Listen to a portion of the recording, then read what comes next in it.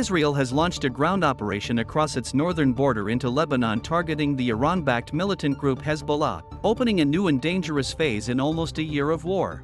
The incursion, which Israel's National Security Cabinet has called the next phase of its war with Hezbollah, marks the fourth time that Israeli soldiers have publicly entered Lebanese soil in nearly 50 years, and the first since Israel's 34-day war in the country in 2006.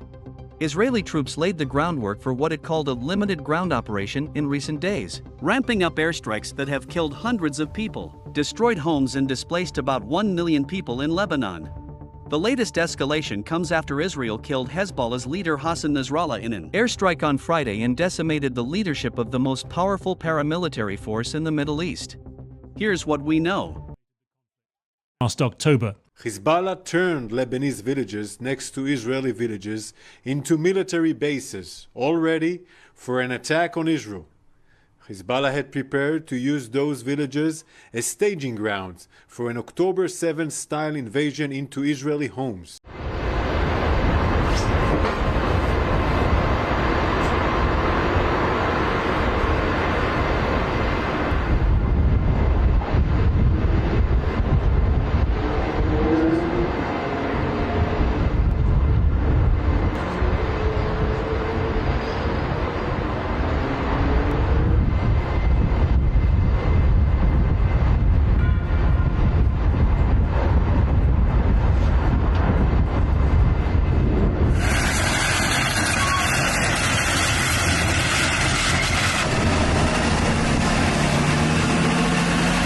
The state of Lebanon and the world can't push Hezbollah away from our border. We have no choice but to do it ourselves. Israel has warned Lebanese citizens.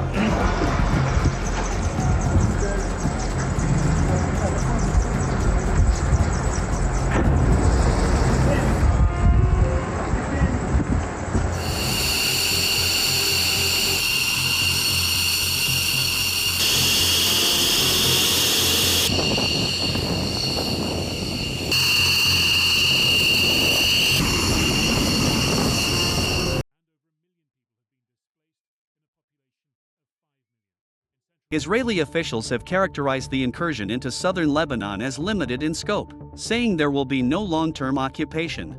Officials have, however, declined to say how deep Israeli troops would venture into the country or how long the operation is expected to last. On Tuesday, the Israeli military called on residents in more than 24 villages in southern Lebanon to evacuate approximately 30 miles into the country.